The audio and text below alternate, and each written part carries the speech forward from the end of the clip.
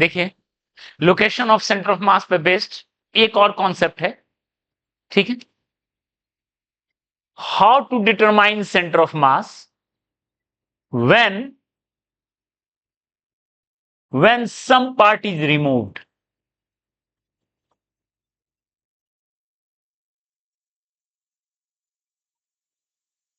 इस पॉइंट को देखो, ये कंपटीशन के हिसाब से बहुत जरूरी है। सेंटर ऑफ मास में सबसे इंपॉर्टेंट कॉन्सेप्ट लोकेशन वाइज यही है कि किसी पार्ट को रिमूव कर देंगे तो नया सेंटर ऑफ मास कैसे निकालें, ठीक है। मतलब ये देखो, इसको ऐसे समझो, एक डिस्क है, ये डिस्क है,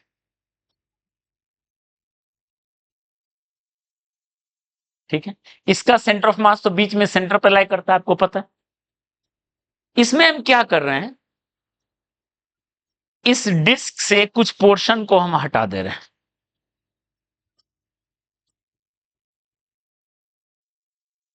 इतना पोर्शन को हटा दिए,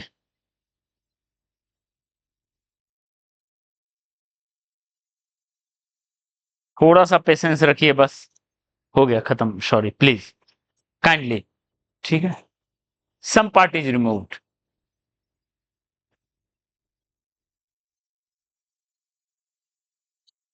ठीक है। कुछ पार्ट को रिमूव कर दो, अब निकालना है इसका सेंटर ऑफ मास कहां होगा, कहां होगा, जज कीजिए। वहीं होगा, यहां पे कोई फर्क नहीं पड़ेगा। क्यों? क्योंकि आपने सिमेट्रिक रिमूव किया, सिमेट्रिक रिमूव से कोई फर्क नहीं पड़ेगा,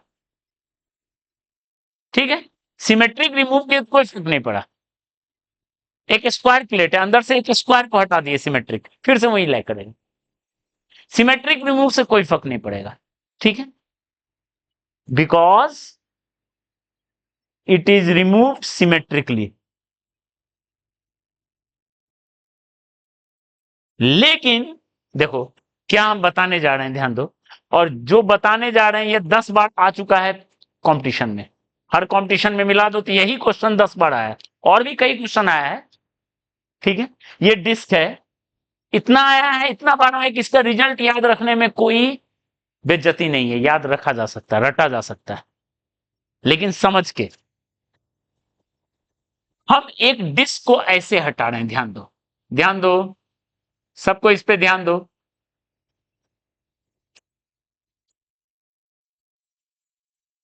ऐसे हटा रहे हैं, एक ऐसा डिस्क हटाएं जिसका एक एंड इस सेंटर पे है और दूसरा एंड इसको टच कर रहा है।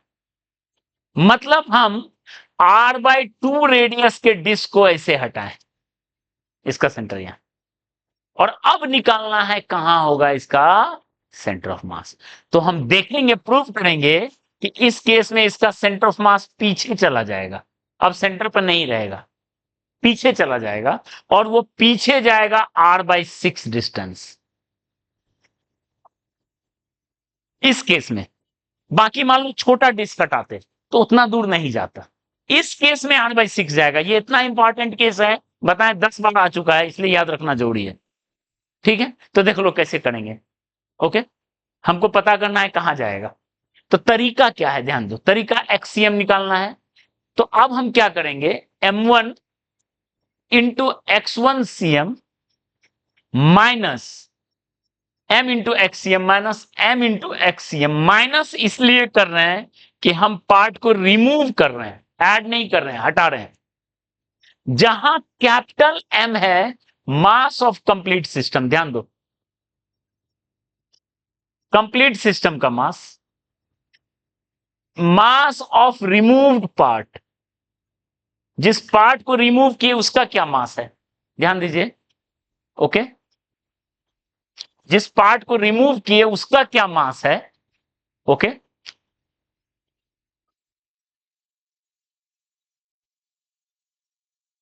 एक्सीएम क्या हो गया, एक्सीएम इज एक्स, कैपिटल एक्सीएम, ठीक है। और एक्स बार कर देते हैं, फाइनल, फाइनल को एक्स बार कर देते हैं जो हमें चाहिए। एक्सीएम हुआ centre of mass of complete system, जो कंप्लीट सिस्टम था उसका कहां था सेंटर ऑफ मास, और एक्सीएम हुआ centre of mass of removed system. ये पॉइंट समझ में आया, 4 पार्ट, उसको पुट करके आ जाएगा। अगर y में रहता तो y में लिखते ऐसे, z में रहता तो z में लिखते। क्लियर है? ठीक है। तो अब बताइए हम क्या कर रहे हैं, इस let mass of disc is m, mass of disc है कैपिटल M। तो ये तो मिल गया पहला टर्म। ओके, अब मान लेते हैं ओरिजिन हम कर देते हैं यहीं पे, ये ओरिजिन है और इधर हमने ले लिया एक्स एक्सिस, ये ओरिजिन है और उधर ले लिया एक्स एक्सिस। ध्यान दो, यहां ओरिजिन ले लिया, एक्स एक्सिस ले लिया। तो बताओ एक्ससीएम कितना हो गया? 0। सेंटर ऑफ मास कंप्लीट का कहां था? 0 पे था, तो पहला टर्म मिल गया। उसी को अगर 0 मान लेते हैं तो आगे आसान हो गया, और आसान हो गया।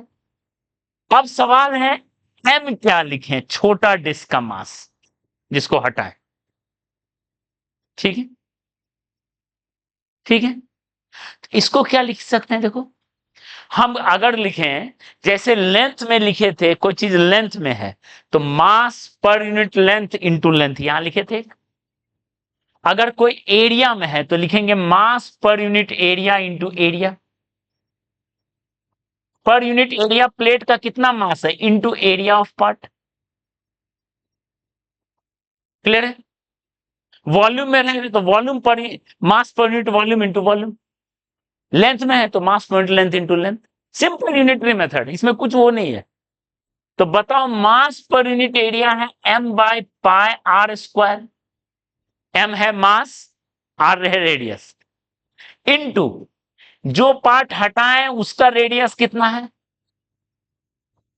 r/2। जो पार्ट हटाएं उसका रेडियस कितना है? r/2। क्लियर है? तो कितना हो गया? m/4। ध्यान दो, r²/4 कट गया, उसका मास हो गया m/4। क्लियर है? क्लियर है? जो पार्ट हटाएं उसका m/4, और एक्ससीएम जो पार्ट हटा रहे हैं उसका सेंटर ऑफ मास। तो इसका सेंटर ऑफ मास यहां है, ये डिस्टेंस कितना है? r/2।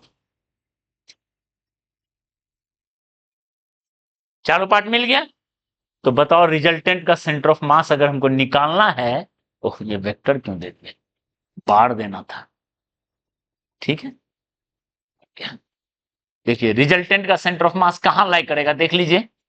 ये बार पुट कर देंगे m into 0 minus m/4 into r/2 by m minus m/4। बताओ तो सॉल्व होके कितना आया? Minus mr/8 by 3m/4। m cut गया, माइनस r/8 इंटू 4/3 कितना आ जाएगा? माइनस r/6 हुआ। वो कहां चला जाएगा? r/6 पीछे। क्लियर है? ये पॉइंट क्लियर है? ठीक है। तो आप घर पे जाके जो क्वेश्चन ट्राई करोगे, मैं आंसर भी लिख देते हैं। यही डिस्क है, हम छोटा पार्ट को हटाएं, इतना बड़ा पार्ट को नहीं, हम छोटा पार्ट को हटाएं। इसका रेडियस है r/4। ये डिस्क है, इसका रेडियस है r। इसको हटाए हैं तो हमको निकालना है शिफ्ट ऑफ सेंटर ऑफ मास कितना होगा। ठीक है, कहां होगा, कितना होगा, और इसका आंसर है r/20। इसका आंसर कितना है? r/20। तरीका समझ में आया? आप इसको जरूर करके लाइए, नेक्स्ट क्लास में एक आध क्वेश्चन इस पे और लेंगे। चलिए, हाँ सेम प्रॉपर्टी होगा y के लिए भी। ठीक, y के लिए भी आप y/cm देना है, तो m into YCM minus m into YCM by m minus. Clear है? उसको आप जरूर करके आइए और इसका रिजल्ट याद रख लीजिए। ओके, सॉलिड स्फेयर में भी कर सकते हो। ये कोई सॉलिड स्फेयर है, ये भी जेई 1996 में आया हुआ क्वेश्चन है। इसमें हम क्या कर रहे हैं, इतना पार्ट को हटा दिए, सॉलिड स्फेयर में इतना पार्ट को हटा दिए, और हमको निकालना है कहां शिफ्ट करेगा। ठीक है, इसका शायद आंसर R/8 होता है या R/14 होता है सॉलिड स्फीयर में। जैसे डिस्क में R/6 गया है, इसका आंसर शायद R/8 है या R/14 है, हम उसी में श्योर नहीं है। ठीक है, आपको करना पड़ेगा, कर लेना इसको। ठीक है, चल फॉर्मूला वही है, यहां वॉल्यूम है। ठीक है,